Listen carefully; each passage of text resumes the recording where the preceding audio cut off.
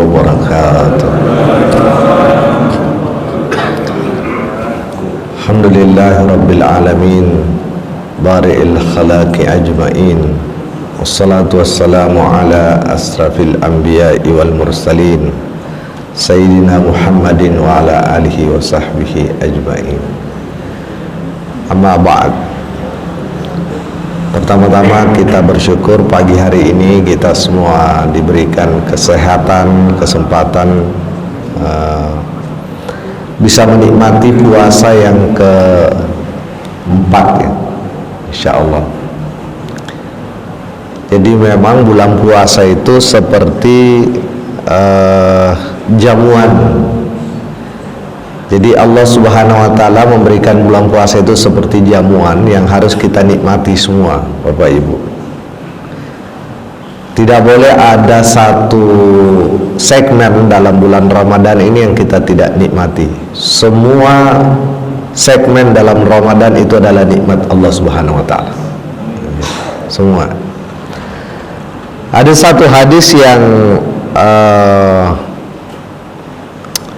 sering dikutip oleh para mubalik jelang masuknya Ramadan, tapi sebagian orang juga mempertanyakan kesahihan hadis ini. Kemarin juga ada jamaah di masjid As-Sabirin tanya saya bagaimana status hadis ini. Saya bilang saya bukan ahli hadis, jadi bisa ditanyakan ke ahli hadis. Hadis itu sering dikutip oleh para mubalik menjelang bulan Ramadan. Itu hadis diriwayatkan oleh An-Nasa'i. Tapi saya periksa, saya temukan itu dalam kitab Durratun Nasin. Durratun Nasin itu artinya permata nasihat-nasihat. Iya, saya ada kitabnya di sini. Itu ada di bab pertama buku itu. Bab pertama itu judulnya Majelis Syahrul Ramadan. Nah itu ada hadis, mungkin di halaman keempat atau halaman ketiga bagian bawah. Rasulullah SAW pernah mengatakan, siapa yang berbahagia dengan datangnya atau masuknya bulan Ramadan, maka badannya atau jasadnya akan diharamkan dari api neraka. Kan senang semua orang kalau mendengar ini, Pak ya. Iya. Kan rata-rata orang berbahagia kan kalau mau datang bulan puasa itu. Katakan hadis ini sahih ya, katakan gitu ya, karena saya bukan ahli hadis. Katakan ini sahih. Maka yang dimaksud Nabi bahagia belum tentu yang kita maksud bahagia itu. Karena ada orang bahagia gembira mau masuk Ramadan, gembiranya karena suasananya saja.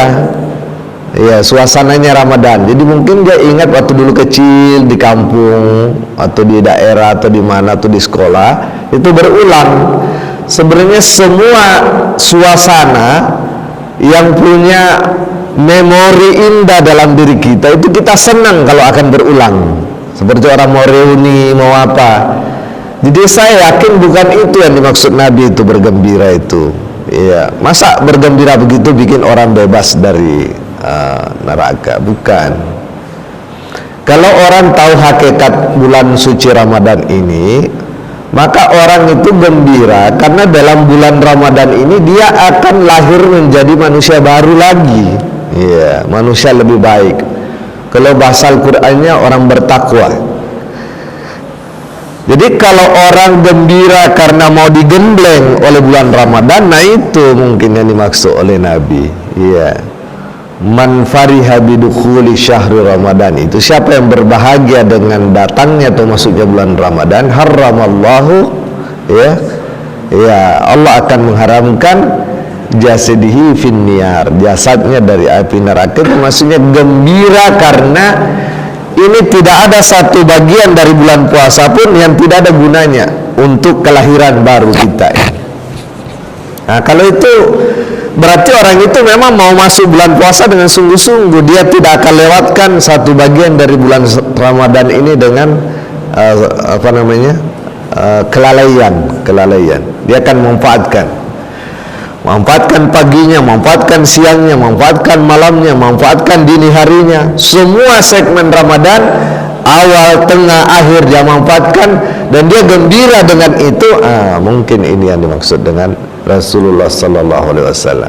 Jadi bukan sekedar gembira karena ada cendol, bukan sekedar gembira karena ada bagi-bagi, bukan sekedar gembira karena apa namanya THR. Yang kita gembira karena THR, tapi gembira karena THR itu bukan itu yang dimaksud oleh Rasulullah Sallallahu Alaihi Wasallam. Ini maksud Rasulullah itu gembira karena hambanya ini mau memperbaiki diri gitu. Nah, kalau ada orang gembira karena mau memperbaiki diri, coba bayangkan kalau ibu bapak sebagai orang tua, lalu kita lihat anak kita itu gembira mau memperbaiki dirinya. Nah, itu kan beda itu kita sebagai orang tua. Nah, Allah Subhanahu wa taala akan melihat orang-orang yang menghadapi bulan suci Ramadan ini dengan gembira mau memperbaiki diri. Wah, itu luar biasa itu. Dan memang yang dimaksud dengan la'allakum tattaqun itu bisa bertakwa bisa tidak. Yang dimaksud dengan la'allakum itu bisa bertakwa bisa tidak. Yang bertakwa yang puasanya benar-benar, yang bulan Ramadannya benar-benar. Sedangkan yang tidak benar-benar ya sulit bertakwa. Kata Nabi ya hanya mendapatkan lapar dan dahaga. Mudah-mudahan kita semua tidak seperti itu. Nah, Bapak Ibu jemaah sekalian berbahagia, kita akan kembali kepada kajian rutin kita setiap bulan, mengkaji buku Madarijus Salikin. Ini kita sudah sampai di pertemuan 18, yakni tentang sebuah pasal yang berjudul istiqomah. Ini sebenarnya kalau kita ngaji kitab ini nih berat-berat ya. Ya, sesuatu yang saya sendiri juga belum sampai di situ. Tapi buku ini penting kita baca, penting kita kaji, bahwa kita bercita-cita sampai kepada kedudukan-kedudukan. Bagi Bapak Ibu yang belum pernah ikut kajian buku ini tuh mengajarkan kepada kita cara mendekati Allah Subhanahu wa taala dengan menata kalbu, hati kita. Jadi ini pekerjaan kalbu, pekerjaan hati. Termasuk istiqomah. Istiqomah ini pekerjaan hati. Istiqomah udah jadi bahasa Indonesia ya. Ya, yang istiqomah dong itu katanya. Nah, jadi sebenarnya orang Indonesia relatif udah tahu maksudnya ini istiqomah. Maksudnya istiqomah. Tapi istiqomahnya seperti apa? Nah, itu harus dikaji lebih dalam. Tapi arti istiqomah itu kira-kira kalau di bahasa Indonesia kan teguh, tidak bergeser gitu. Istiqomah itu sebenarnya satu akar kata dengan qoma ya, berdiri ya. Makanya kan kalau orang mau sholat qomat ya. Ya, setelah azan qomat itu berdiri. Jadi kalau istiqomah ini berdiri terus gitu. Nah, istiqomah ini berdiri terus, tidak bergeser. Bapak Ibu coba perhatikan ajudan.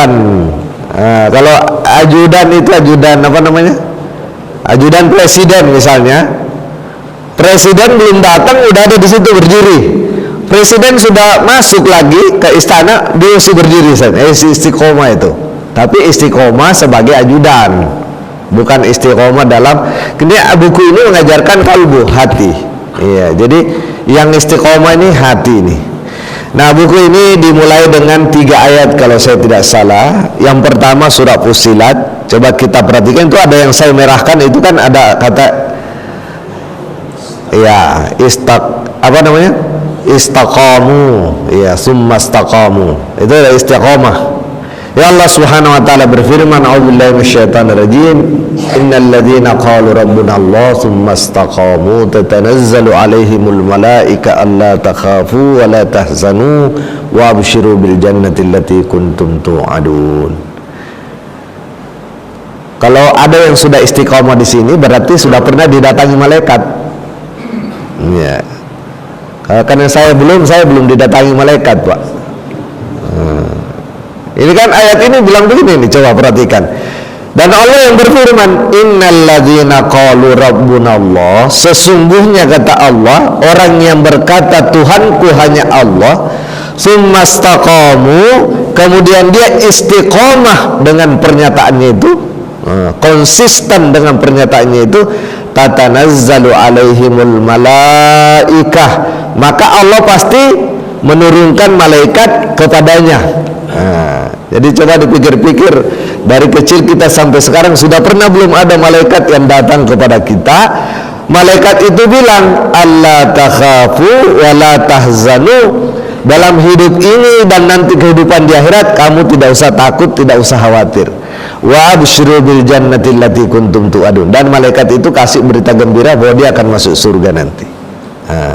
Kalau kita belum didatangi malaikat ngomong begini, ya berarti belum istiqomah. Kita masih menuju istiqomah. Mungkin ada orang mulai ragu dengan ayat ini, benar nggak ya kita nanti didatangin malaikat? Ini Al-Quran, Pak. Al-Quran ini. Siapa yang mengatakan Tuhannya hanya Allah dan dia istiqomah dengan pernyataan itu, konsisten dengan pernyataannya itu, dia akan didatangi malaikat. Malaikat itu bilang, kamu dalam hidup di dunia ini dan di akhirat nanti nggak usah khawatir, dan kamu nanti masuk surga. Itulah sebabnya kalau saya baca buku-buku tafsir, sebagian besar ahli tafsir mengatakan ini akan terjadi sesaat sebelum orang meninggal. Iya. Karena waktu orang mau meninggal itu dalam banyak riwayat diceritakan suasananya sangat menakutkan, menggoncangkan. Jadi orang sampai kepada tahap guncang jiwanya pada saat mau meninggal itu. Nggak usah mau meninggal, Pak. Bapak jalan-jalan aja ke kamar IGD di rumah sakit, itu udah banyak goncang di sana orang itu. Karena suasananya sudah demikian ini kalut, kayak tidak ada harapan lagi hidup ini.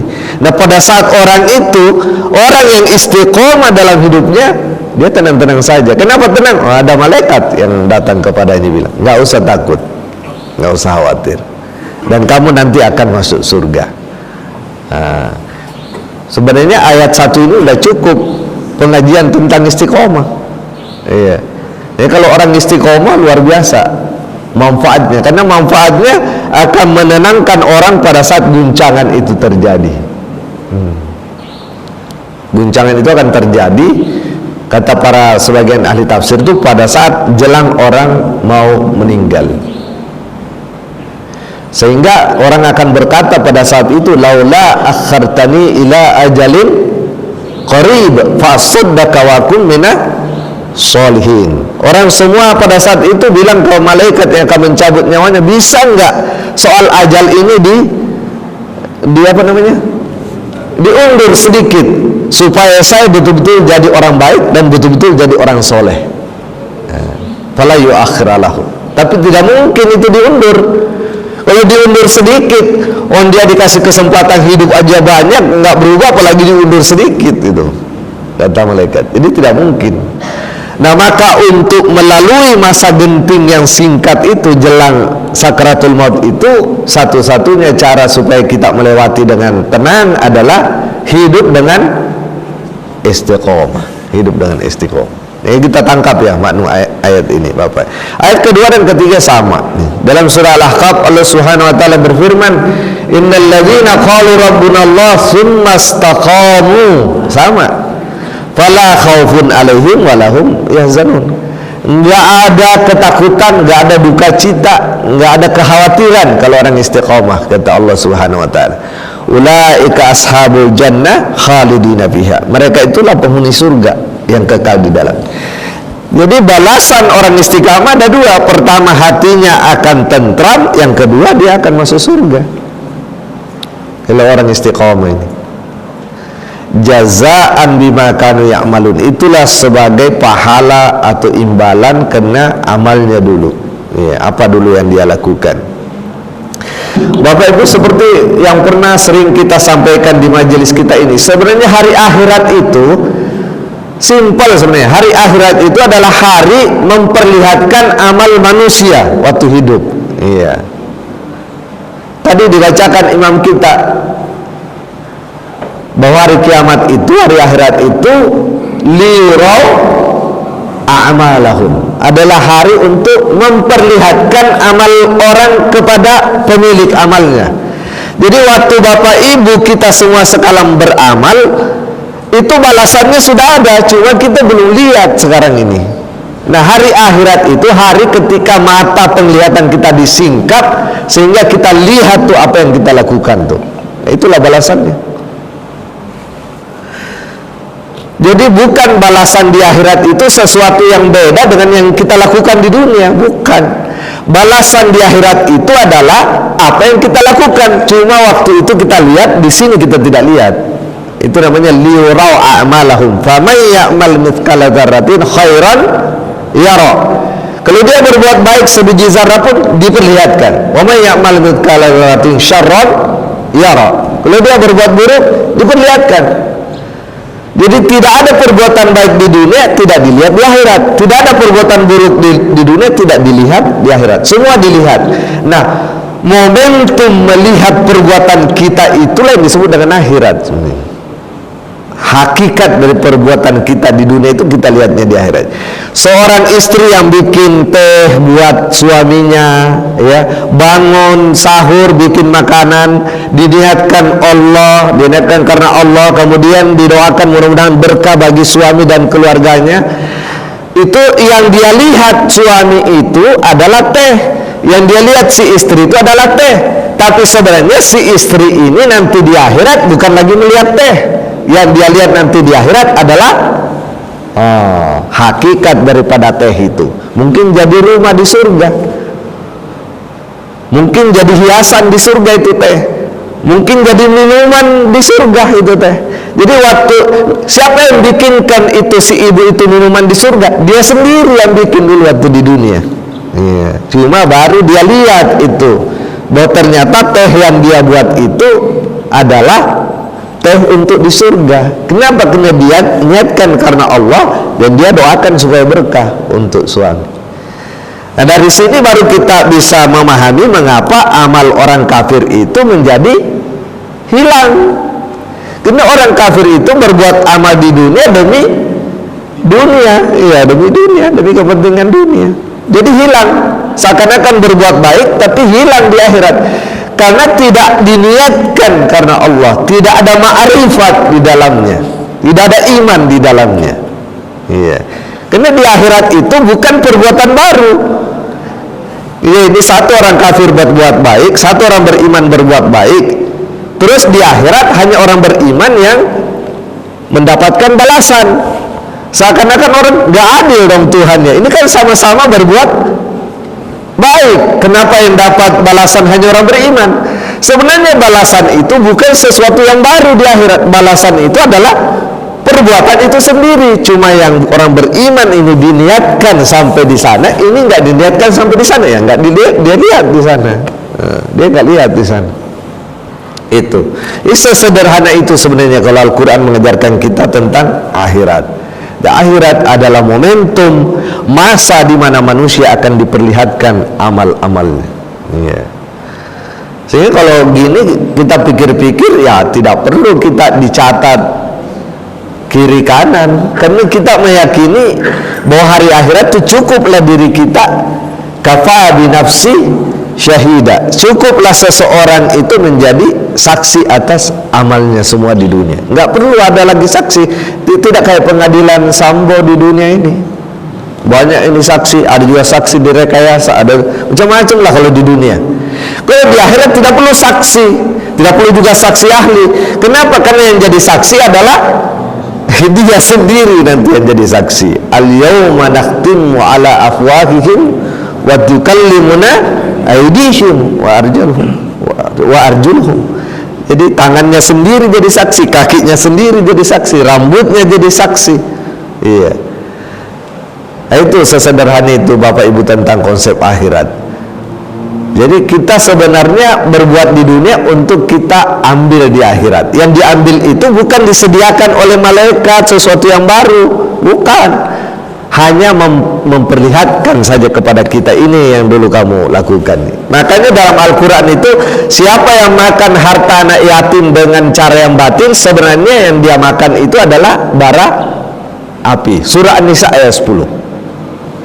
Tapi waktu kita makan harta anak yatim dengan batil itu kita nggak lihat api, yang kita lihat sate yang kita makan. Saat kita makan sate enak, ini harta anak yatim yang secara batil ya, bukan. Kalau makan bareng-bareng anak yatim kan nggak batil tuh. Maksudnya ini haknya anak yatim, kita ambil, dia tidak tahu, dia tidak setuju, kita makan. Sebenarnya yang kita makan itu bukan makanan kata Al-Quran, tapi bara api yang kita makan. Cuma kita tidak lihat di sini bara api itu. Kapan kita lihatnya bara api itu? Ya di akhirat. Di akhirat itu adalah hari liyurau a'malahum, diperlihatkan amal itu. Kalau ada ibu-ibu cerita ibu-ibu yang lain jeleknya orang, namanya menggibah. Kata Al-Quran dalam surah Al-Hujarat, sebenarnya dia bukan ngomong, tapi dia lagi makan bangkai saudaranya. Tapi waktu dia ngomongin temannya itu, saudaranya itu, dia nggak lihat bangkai itu dia makan. Yang dia lihat hanya suara saja, dia dengar suara, enak aja itu ngomong. Kapan dia lihat itu bangkai? Waktu dibuka itu nanti di akhirat. Liurau a'malahum. Jadi sebenarnya akhirat tuh ya yang bikin ya kita sendiri yang bikin. Akhirat itu, surga neraka itu, selain ada surga neraka disiapkan di sana, ya ada surga neraka yang kita bikin sendiri itu. Iya, nikmat siksa itu kita bikin sendiri di dunia ini. Nah, tapi kata Al-Quran, jangan khawatir, jangan takut, kalau kamu istiqomah, nah kamu tidak akan melalui itu, kata Al-Quran. Ini pentingnya istiqomah ini. Ayat 3 juga begitu. Cuma ini bentuknya perintah, Pak. Ini namanya fi'il amar ya, dalam bahasa Arab namanya fi'il amar. Jadi kalau tadi itu summastaqamu, kalau ini fastaqim. Fastaqim. Istiqomalah kama umirtah. Ini perintah kepada Nabi Muhammad. Wahai Muhammad, kata Allah, istiqamalah kamu sebagaimana yang aku perintahkan. Nabi kita disuruh istiqamah oleh Allah. Wa man taba ma'aka, dan juga orang-orang umatmu yang ikut kepadamu juga harus istiqamah. Wala tatagaw, dan dia tidak boleh melewati batas. Ya, innahu bima ta'maluna basir, karena dia Allah itu melihat apa yang kamu lakukan. Jadi orang yang istiqomah itu bahasa Arabnya adalah mustaqim. Nah, Pak Haji ini. Berarti doanya dulu orang tua Pak Haji itu mudah-mudahan anaknya istiqomah. Ya. Mustaqim. Jadi kalau perbuatannya namanya istiqomah, orangnya namanya mustaqim. Ya, mustaqim. Itulah sebabnya jalan yang tidak bengkok namanya siratal mustaqim. Karena lawan daripada istiqomah itu adalah melenceng, pindah. Jadi kalau ada ajudan presiden berdirinya tidak tegak, pindah-pindah, itu nggak istiqomah itu. Nggak istiqomah. Itu kalau dia diam terus begitu mendamping, itu istiqomah. Nah, bagaimana kalau manusia istiqomah di hadapan Allah, tidak bergeser dari jalan Allah yang lurus itu namanya istiqomah. Ya tentu berat ya. Ini kan kita lagi cerita berat Bapak Ibu ya.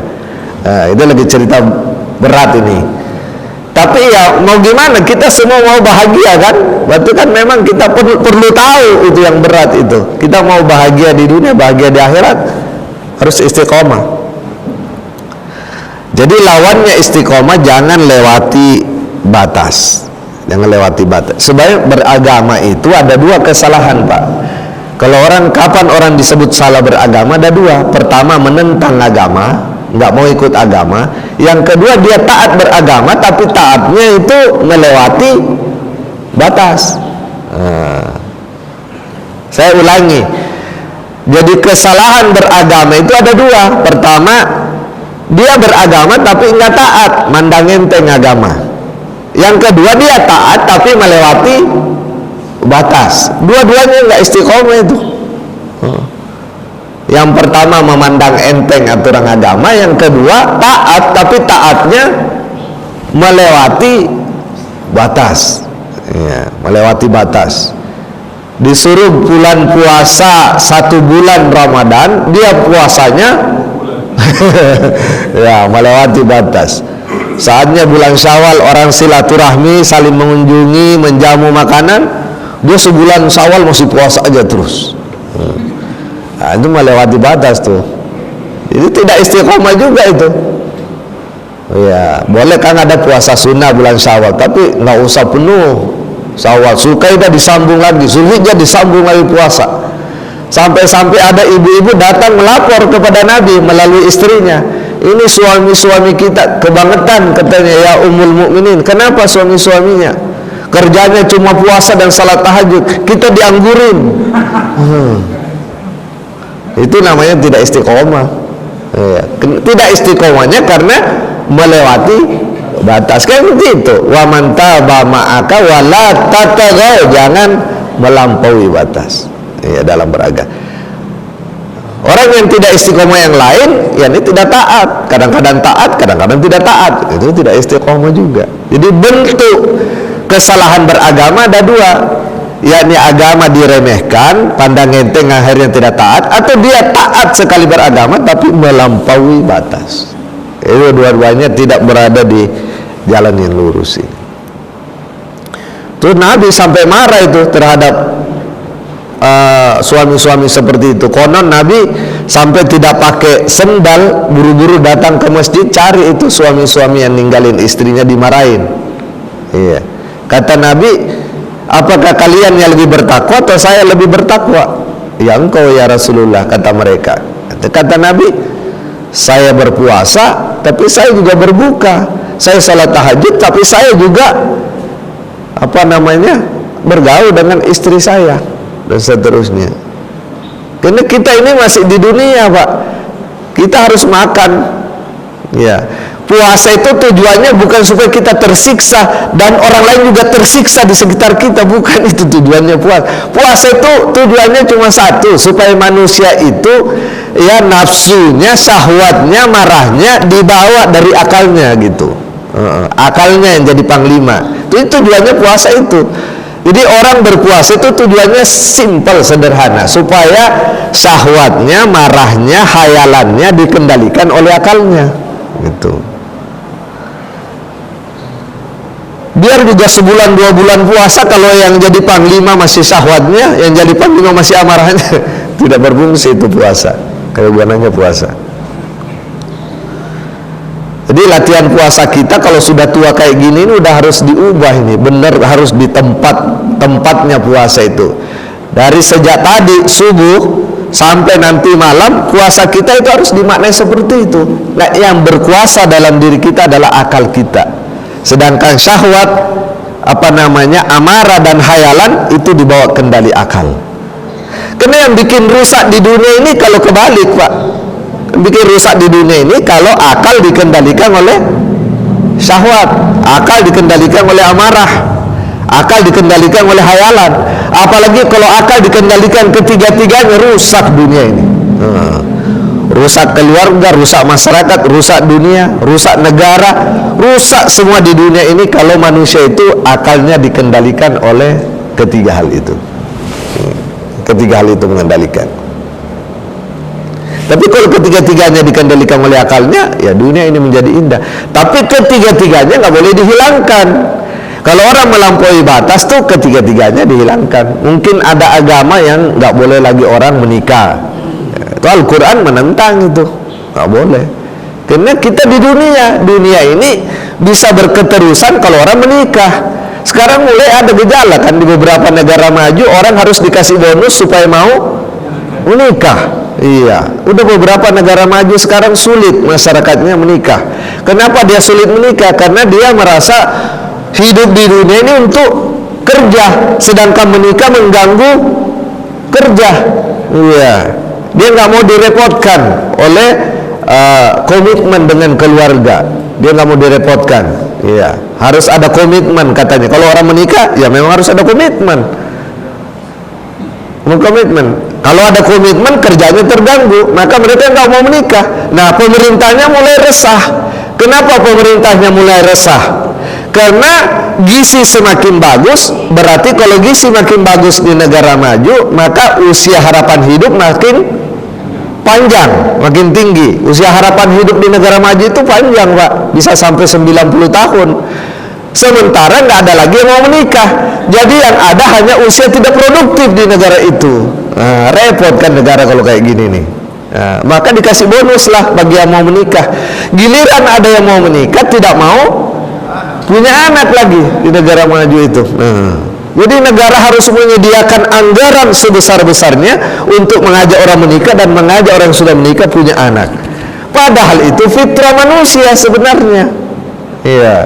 Jadi kebutuhan biologisnya dia penuhi dengan cara yang tidak fitrawi. Ya, cara tidak fitrawi. Seperti di Jepang sekarang itu kebutuhan biologis oleh masyarakat banyak dipenuhi dengan boneka. Iya.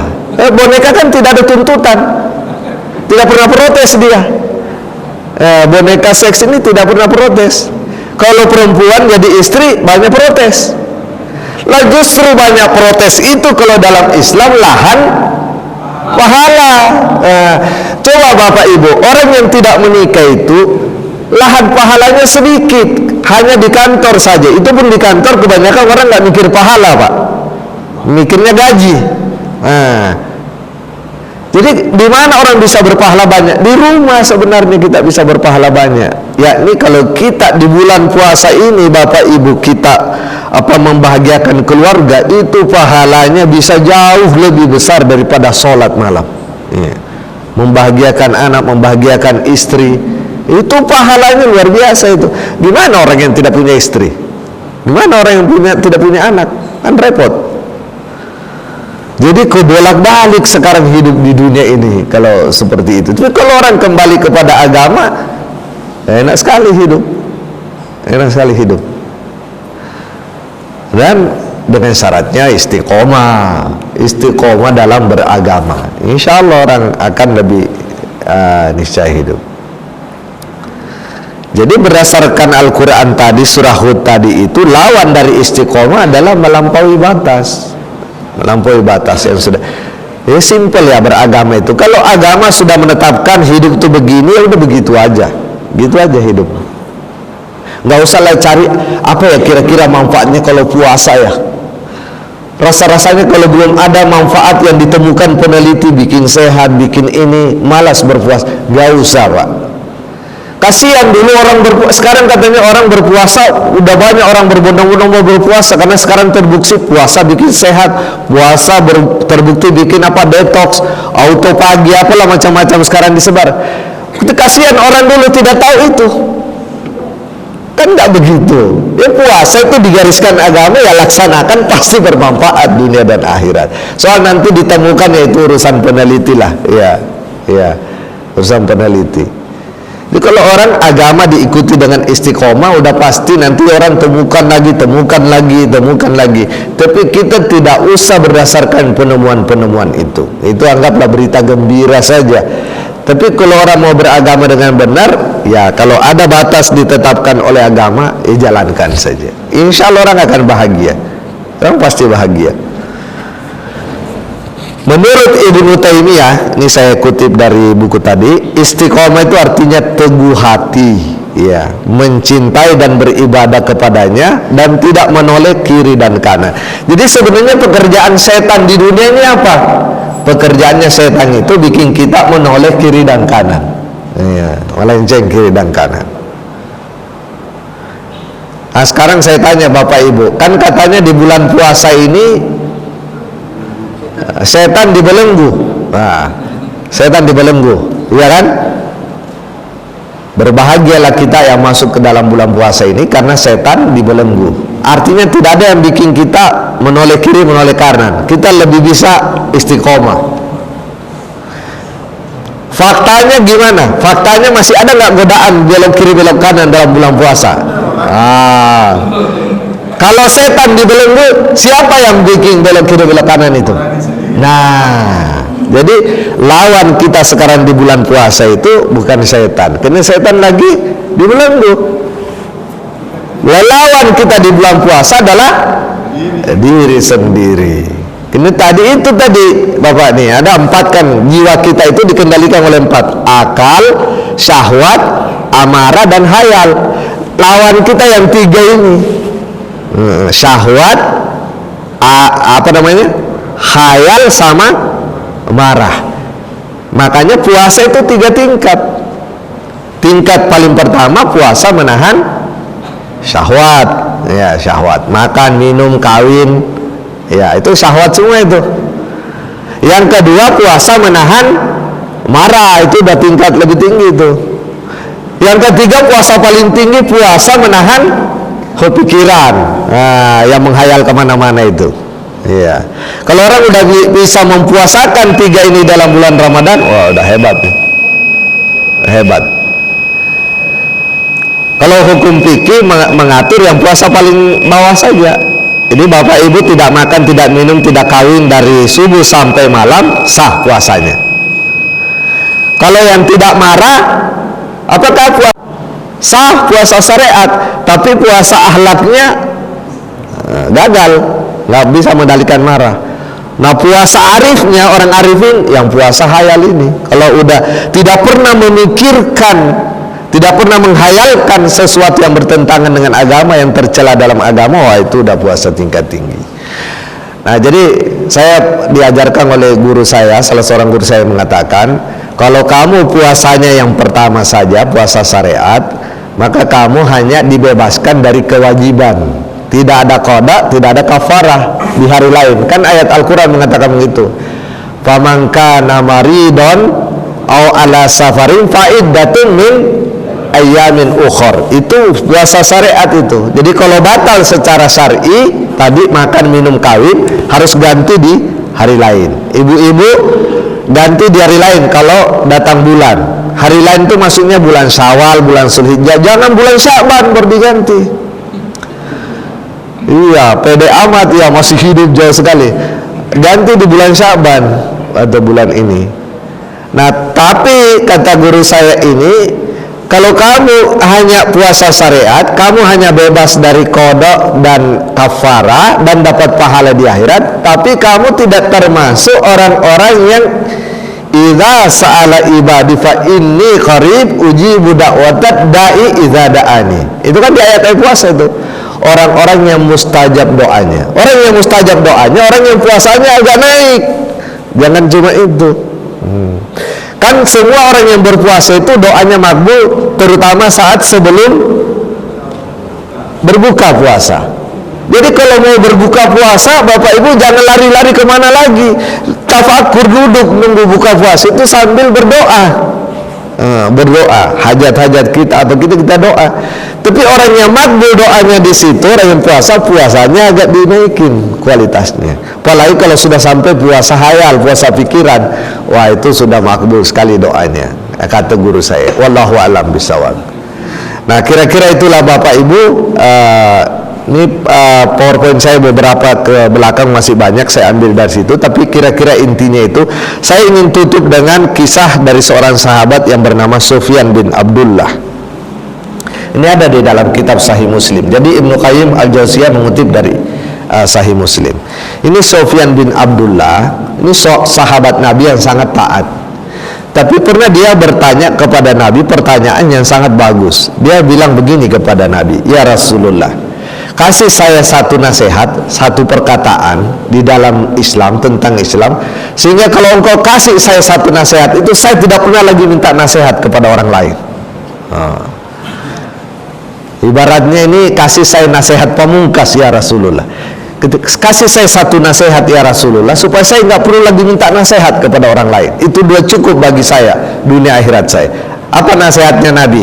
Kata Nabi, Qul amantu billah thumma istaqim. Katakan saya beriman kepada Allah, lalu istiqomalah dengan perkataanmu itu. Jadi kalau ini dipegang kata Nabi, itu sudah cukup sebagai nasihat bagi kamu wahai Sufyan dalam hidup ini. Karena buktinya kita susah sekali istiqomah kan Bapak Ibu, susah sekali istiqomah. Kadang kita jatuh ke kiri, kadang jatuh ke kanan, ya, kadang dipengaruhi setan, kadang dipengaruhi setan jin, kadang dipengaruhi setan manusia. Setan di dalamnya dipengaruhi oleh diri sendiri lagi. Lari ke kiri, lari ke kanan. Maka kata Nabi, kalau kamu bisa istiqomah, nah itu udah cukup bagi kamu. Nah, hadis-hadis yang lain Nabi bilang, kalau tidak bisa istiqomah, kalau bisa dekati saja itu istiqomah. Nah, ini hadis-hadis Nabi ini, ya. Kalau istiqomah kamu nggak bisa bilang, ya. Kamu nggak bisa hitung. Di hadis lain Nabi mengatakan, kalau kamu nggak bisa, berbuatlah apa yang mendekatinya istiqomah itu. Jadi mendekati istiqomah itu sudah sangat bagus kalau kita bisa mendekati istiqomah. Ya, kira-kira itulah Bapak Ibu dan jemaah sekalian berbahagia. Mudah-mudahan kita semua yang ada di tempat ini diberikan Allah Subhanahu wa taala taufik dan hidayah. Ya. Apa bedanya taufik dan hidayah? Kan biasa orang kalau mau mengakhiri ceramahnya itu wabillahi taufik wal hidayah. Apa bedanya taufik dan hidayah? Kalau hidayah itu Bapak Ibu, misalnya Pak Ermas nanya saya, Pak Amin tinggal di mana? Saya bilang, Pak Ermas saya tinggal di sini di depan Grand Galaxy. Bapaknya berang, nanti ketemu pos satpam kedua, belok kanan, setelah itu putar balik, nah sebelah kiri rumah saya, nomor 10. Itu namanya hidayah, petunjuk. Iya, hidayah. Tapi kalau taufik, Pak Amin di mana rumahnya? Nggak usah ragu Pak Ermas, sini saya bawa ke rumah saya. Saya tuntun Pak Ermas sampai di rumah saya. Itu namanya taufik. Jadi taufik. Nah, kita minta kepada Allah itu dua-duanya. Mudah-mudahan Allah memberi kita taufik dan hidayah. Karena kalau sekedar hidayah, nggak ada orang yang tidak dapat hidayah, Pak. Semua orang nggak ada hidayah. Hidayahnya itu di mana? Ada di dalam Quran, ada di dalam kalbunya juga. Fa'alhamaha fujuraha wa taqwa. Semua orang udah dikasih hidayah dalam sininya. Nggak ada orang pendosa besar sekalipun tahu kalau yang dia lakukan itu adalah dosa. Tahu Pak? Orang sombong pun nggak mau kalau orang lain sombong sama dirinya. Ini orang sombong nih, tapi ada orang lain lebih sombong dari dia. Dia nggak suka tuh orang itu. Kenapa? Karena ada dia tahu tuh dalam dirinya. Ada orang kikir pelit banget, tapi dia juga tidak suka sama orang pelit. Nah, karena dia tahu pelit itu salah, berarti dia tahu dia ada hidayah, tapi belum tentu dapat taufik. Digerakkan oleh Allah Subhanahu wa taala untuk tidak jadi orang kikir, digerakkan oleh Allah untuk tidak jadi orang sombong. Itu namanya taufik. Nah, kalau hidayah semua orang dikasih hidayah. Kalau taufik belum tentu. Jadi kita minta kepada Allah mudah-mudahan kita selalu dapat taufik dan hidayah, sehingga kita bisa istiqomah dalam hidup ini. Ini kalau tanpa taufik dan hidayah Allah Subhanahu wa taala sulit kita istiqomah. Kalau cuma maunya kita, Pak, nggak bisa. Nggak ada orang yang tidak mau istiqomah, tapi buktinya setiap hari kita terjerumus, terjerembab dalam kesalahan kiri dan kanan. Ya, mudah-mudahan kita semua diberikan Allah Subhanahu wa taala taufik dan hidayah, sehingga kita semua insya Allah bisa menjadi orang-orang yang istiqomah, menjadi orang-orang yang mustaqim atau mustaqimah. Sebelum saya tutup, mungkin Pak Behaki ada yang mau didengar? Ya. Dalam mandi pagi hari tentang istiqomah, katanya perlu kita sama Pak Ustaz. Ya. Ibu-ibu silakan bertanya. Terima kasih Pak Ustaz. Assalamualaikum warahmatullahi wabarakatuh. Waalaikumsalam. Ya, Pak Ahmad. Jadi di akhirat itu ada dilihatkan semuanya, pemahamannya berbeda. Nah, ada diskusi kalau nggak salah bahwa semua perbuatan amal baik anak itu adalah untuk diri dia sendiri. Kemudian puasa itu adalah untukku. Apakah puasa ini nilainya tidak terminta alatnya? Semua itu dapat hukuman. Kalau tidak orang tidak berpuasa harus membayar. Kalau tidak membayar hukumannya. Kalau amal juga, kalau dia beramal dapat pahala juga. Apakah pahala puasa ini tidak terhingga? Ya untukku kata Allah. Terima kasih. Assalamualaikum warahmatullahi wabarakatuh. Iya, makasih Bob. Itu hadis qudsi ya, bunyinya as-saumu li wa ana ajzi bi. Kalau kita terjemahkan ya, as-saumu li, saum itu atau puasa itu kata Allah adalah bagiku, wa ana ajzi bi, dan akulah yang akan membalas puasa itu. Ya. Tapi kalau tadi saya bilang pada hari akhirat nanti kita diperlihatkan sebenarnya dengan amal kita sendiri. Jadi balasan itu bukan sesuatu yang lain atau yang berbeda dari yang kita lakukan. Jadi akhirat itu hanya kita melihat apa yang kita kerjakan di dunia. Tapi yang kita lihat hakikatnya, Pak ya. Misalnya kita sholat di sini berapa saf.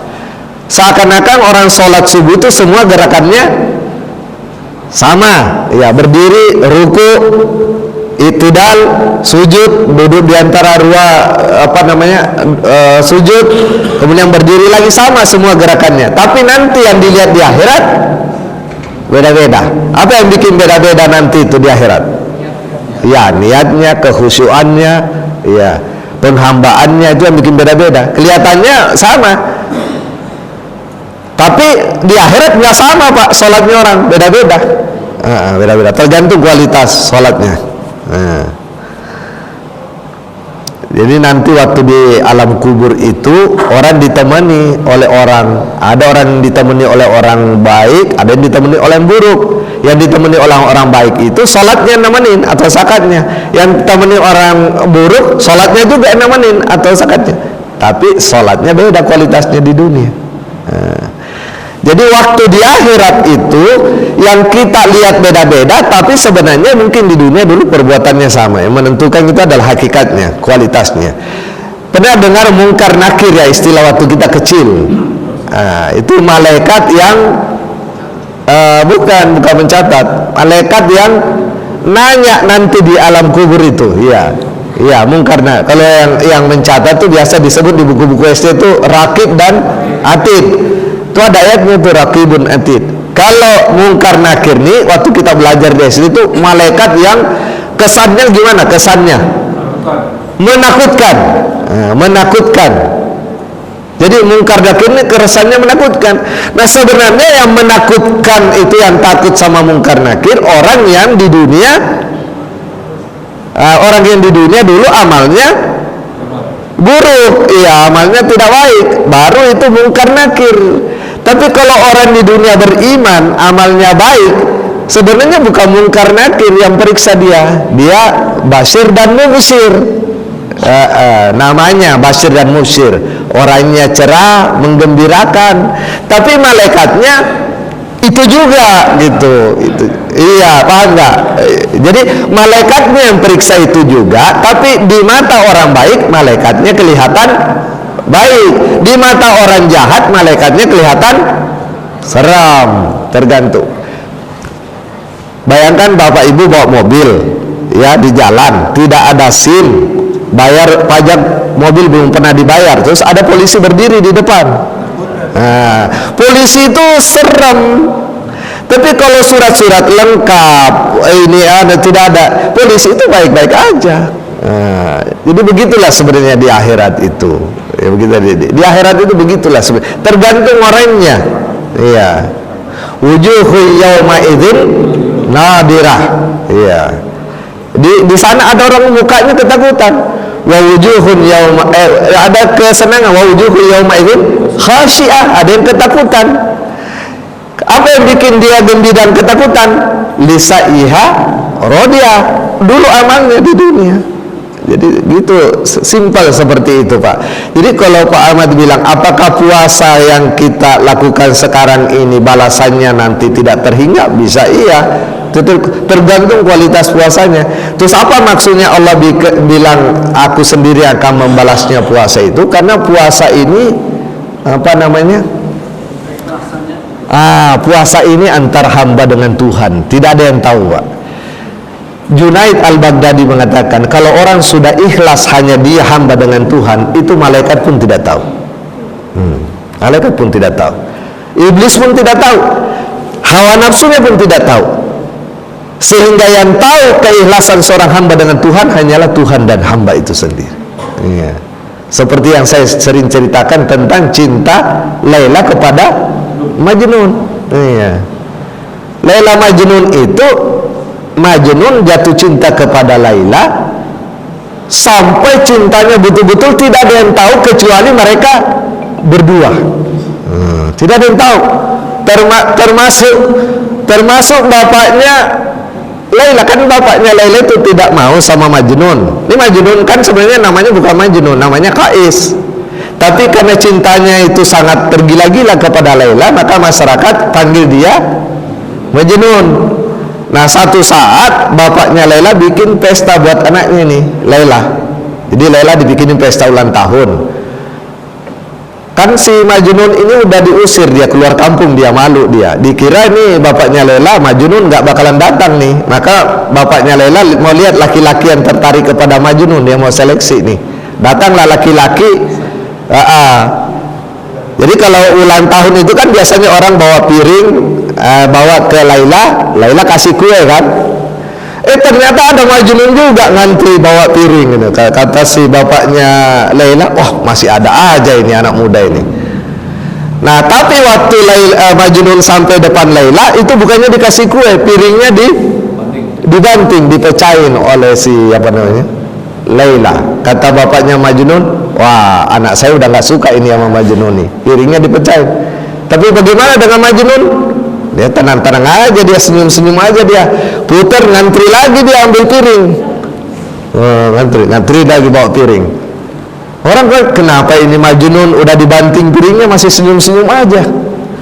Dikasih ke situ, dibanting lagi sama Laila, ngantri lagi, muter lagi, orang tambah pusing. Akhirnya orang semua penasaran, nanya, wahai Kais, semua orang dikasih kue sama Laila, kamu piringnya dibanting terus, kenapa kamu senyum-senyum aja, mau aja digituin? Apa kata Kais? Begitulah cara Laila supaya saya bertemu dia berkali-kali. Jadi yang tahu cintanya antara Majnun dengan Laila adalah hanya mereka berdua. Tidak ada orang yang tahu itu cintanya. Orang lain semua bersangka buruk, Laila dan Majnun menikmati cintanya berdua. Nah begitulah hamba dengan Allah subhanahu wa ta'ala. Kalau seorang hamba sudah jatuh cinta kepada Allah, Allah akan balas cintanya lebih besar daripada cinta si hamba. Sehingga meskipun si hamba itu berulang-ulang dikasih cobaan oleh Allah, si hamba tidak pernah bersangka buruk kepada Allah subhanahu wa ta'ala, seperti Majnun tidak pernah bersangka buruk kepada Laila. Mungkin orang itu usahanya dibikin bangkrut oleh Allah, mungkin dia udah pailit, mungkin perusahaannya udah di blacklist, asetnya mau disita bank, tapi dia tetap bersangka buruk kepada Allah. Dia tetap cinta kepada Allah subhanahu wa ta'ala, seperti Majnun jatuh cinta kepada Laila. Jadi puasa itu mendidik kita seperti itu, Pak. Makanya Allah bilang, aku sendiri yang akan balas. Dalam tingkat yang paling ekstrim, ada sufi yang menerjemahkan ini beda, tapi ini bukan saya ya. Nah ini kan direkam nih, supaya nanti kalau ada nonton bukan saya nih. Ada sufi yang menerjemahkan hadis tadi itu, as-saumu li, puasa itu untukku, wa ana ajzibi, diterjemahkan bukan aku sendiri yang akan membalasnya, tapi aku sendirilah balasannya. Aku sendirilah balasannya. Tapi itu sufi ya. Jadi Tuhan seakan-akan mengatakan, kamu yang berpuasa, kalau puasamu benar, puasamu itu untukku, dan nanti balasannya aku sendiri yang akan jadi balasan. Seakan-akan seperti Laila tadi bilang kepada Majnun, jangan khawatir, nanti kamu dapat aku. Kira-kira seperti itu. Karena orang jatuh cinta itu tidak pernah lagi mikirin yang dipunyai, yang dicintainya, Pak. Ya kan, Bapak Bu yang jatuh cinta dulu kan, yang jatuh cinta sama suaminya sekarang atau istrinya sekarang, atau bukan yang sekarang ya. Kan dulu kan kalau kita jatuh cinta itu sama perempuan, kita nggak pernah puas kalau ketemunya hanya bapaknya, ibunya. Meskipun bapaknya ramah, ibunya ramah, ngasih kue, ngasih ini, tapi wanitanya nggak ketemu. Bagaimana perasaan kalau gitu? Iya, lihat tapi nggak puas, Pak Haji. Puasnya kalau langsung. Nah begitulah. Jadi seorang hamba yang jatuh cinta kepada Allah itu yang dicita-citakan memang berjumpa dengan Allah subhanahu wa ta'ala. Ya kita ingin surga, kita tidak ingin neraka, tapi yang paling dicita-citakan itu adalah Allah subhanahu wa ta'ala itu sendiri. Baik, marilah kita tutup majelis kita ini dengan sama-sama berdoa kepada Allah subhanahu wa ta'ala. Mudah-mudahan kita semua yang ada di tempat ini sekali lagi senantiasa mendapatkan taufik dan hidayahnya, agar senantiasa kita berada di jalan yang lurus, istiqomah hingga akhir hayat kita. Kita tutup dengan subhanakallahumma bihamdika asyhadu an la ilaha illa anta astaghfiruka wa atubu ilaik. Wal 'afwu minkum. Wassalamualaikum warahmatullahi wabarakatuh.